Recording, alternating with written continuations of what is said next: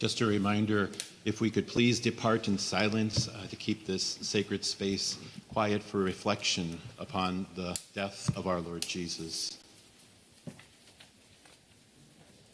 Yesterday at our Holy Thursday Mass of the Lord's Supper, Father Bodine shared about priests and going to wedding receptions, and that got me thinking about two stories about priests. The first one's kind of funny, and the second one is holds a lesson, hopefully, for us for our Mass here today in our homily. The first one, a number of years ago, I was in a parish, and I pointed out to them that I noticed that Catholics generally don't sit in the first pews. They tend to sit back further. And the people kind of got a chuckle out of that because they knew that it was true. In that parish, people wouldn't sit in the first pews. And so shortly after that, I went to a seminar with priests. And I came a little bit late into this talk, the first talk at the seminar. And there's about 30 to 40 priests there.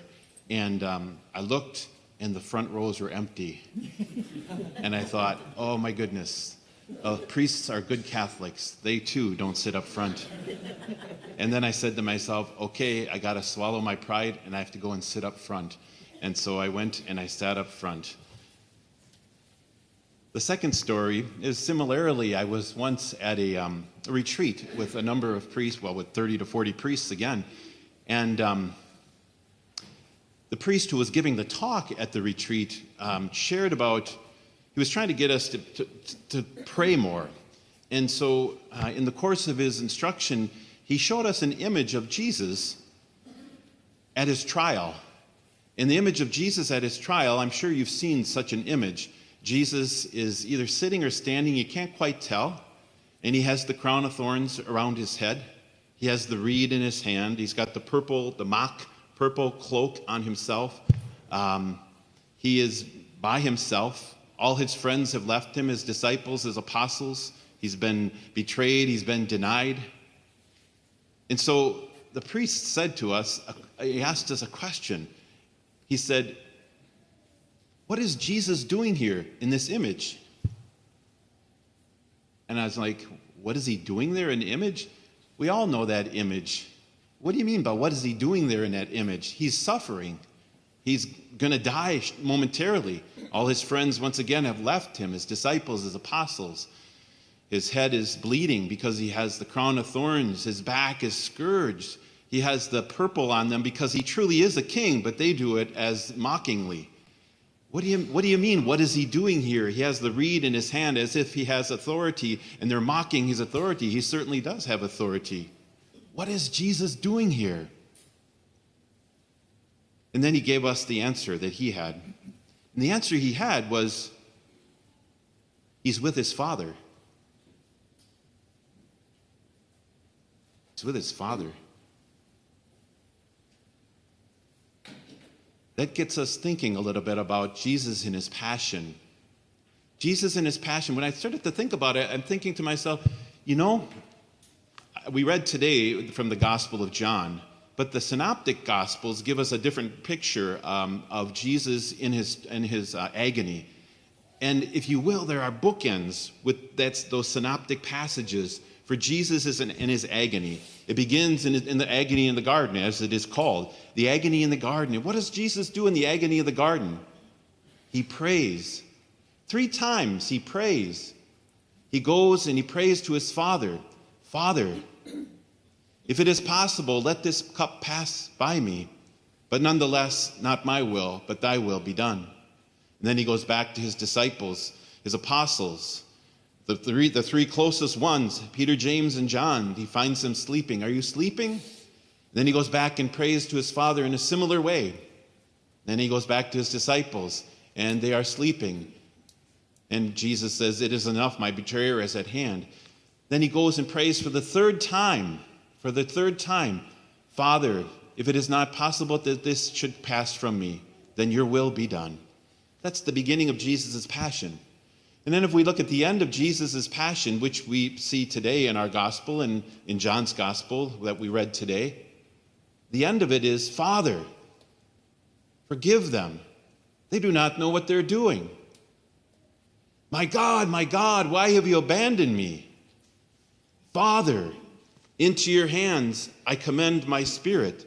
The beautiful psalm that we had today, Psalm 31. Father, into your hands I commend my spirit. These are the bookends.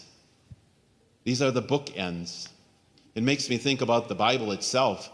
Certainly the Gospels are the most important. But if we look outside the Gospel, what is the most important? And in one sense, we can make an argument that the Genesis is the most important book and Revelation is the most important book. In other words, the beginning and the end. And so it is here in Jesus' passion. Jesus begins with his Father. Jesus ends with his Father. And so the question comes up, what is Jesus doing when he is mocked and crowned and spat upon and struck and he's given a purple garment? All his friends have left him? Yeah, that's a good answer that priest gave. He's in communion with his Father.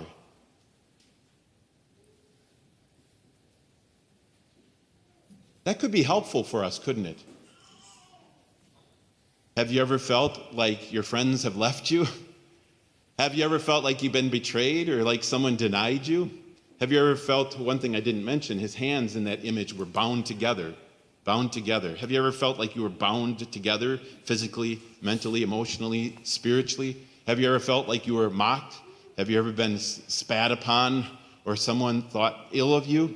Have you ever been all alone where your friends have left you, your family has left you? You might even think God has left you. What are you doing there? What are you doing there? What are we doing there? What could we be doing there? We all know the experience. Well, I'm cursing. Well, I'm running and hiding. I'm escaping. I'm turning the TV on. I'm watching something that's not helpful for me on YouTube. I'm eating more food. I'm getting mad at God. I'm giving myself pity, self-pity. I'm looking for pity for other people. That priest who asked us that question, so profound, what is Jesus doing here? And really, that's a question we can ask ourselves when we're in these situations, which we all are, because we're all human. Father Gregory, what are you doing here? You can ask yourself, what am I doing here when I'm suffering in this way? Can we be like Jesus in communion with the Father? And you know, it's so beautiful because we can also say, my God, why have you abandoned me? Jesus didn't believe that he was abandoned, but the weight of sin did come upon him. And certainly in his humanity, he felt the darkness of sin and evil all around him. And so he was weighed down by that. And in that oppression, Jesus could say, my God, why have you abandoned me? Although he knew that God was with him. We can say that too. What a beautiful prayer that would be for us when we're in these times when we could say, Father, forgive them, those who have sinned against us, when we would rather be like, Father, I want to get them, rather than, Father, forgive them. They do not know what they're doing. Oh my goodness. And we too, like Jesus, Father, into your hands I commend my spirit. We might have to say that through blood, sweat, and tears, just like Jesus did. That's good. That's good. Jesus gives us the way. He is the way, the truth, and the life. And so let's imitate him.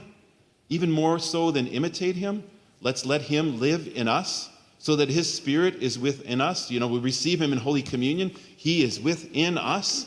It's not like we have to be white-knuckling everything, but rather, Jesus, live in me so that you can cry out in me, Father, forgive them.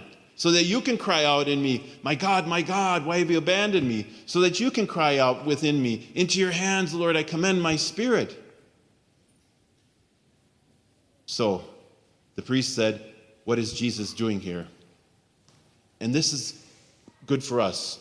The next time we're in this situation, maybe if we can remember many times when we're in this situation, you can say to yourself, Tony, what are you doing here? Susie, what are you doing here?